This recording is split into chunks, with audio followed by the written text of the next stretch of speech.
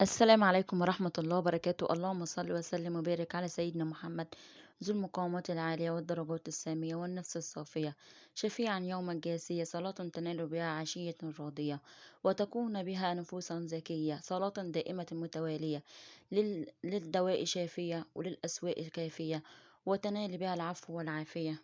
صلاة تكون للحق مؤدية والعظيم قدرته مرضية في كل لمحة ونفس وثانية وأقل من الثانية، وعلى آله وصحبه وسلم. النهاردة بقى جايبالكوا كده روتين تشجيعي وتحفيزي. طبعا احنا كنا كده آخر النهار وأول ظهور لشقتي، يا رب تنال إعجابكم. ما تنسوش بقى الاشتراك واللايك وتفعيل الجرس فضلا وليس أمر عشان يوصلك كل جديد، وشجعوني عشان أقدم لكم محتوى هادف يفيد ونستفيد منه، ونشجع بعض على أي حاجة تفيدنا في المطبخ وفي البيت. زي ما انتم شايفين كده بفتح هنا بقى الشباك، بدخل يعني شوية هوا للشقة.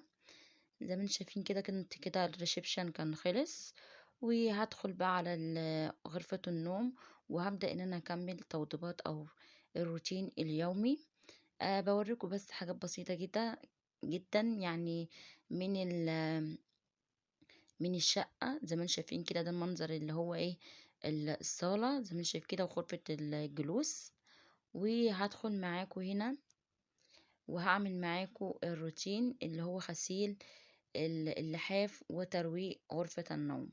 زي ما انتم شايفين كده بنمسك اول حاجة هنا التسريحة، وبنفرغ المحتويات اللي فيها من زيوت وكريمات والكلام ده، وبعد كده بنغسله او بنمسحه بالغسول او المنظف، وبيبدأ بيبرق زي ما انتم شايفين كده يعني لمعان وجمال ما شاء الله اللهم بارك. وببدأ بجيب بقى هنا العصار زي ما شايفين كده، وابدأ بقى ان انا ايه اطوق الغرفة. زي ما انتم شايفين كده يعني جميلة جدا الشرشوبة ديك، جربوها ان شاء الله تعجبكم. اللي هي شرشوبة الدوارة،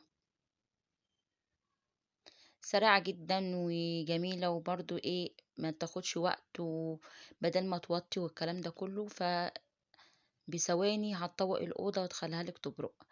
هنا نبدأ بسم الله ونغسله بالغسول اللي هو الجل اللي هو الأوكسي، وبنبدأ بسم الله كده ونعمله نملى البانيو بالمية اهو. ونبدأ بقى ايه ان احنا ايه نقلبه باليمين والشمال بالشكل دوت عشان نوزع فيه الربسو او الجل، ويتغسل كويس. زي ما انتم شايفين كده ما حبيتش اطول عليكم. هنا كان خلاص بيتصفى وهيتنشر. يا رب يكون عجبكم بقى فيديو النهارده روتين بسيط، يا رب يكون عجبكم عشان اقدم لكم كل جديد.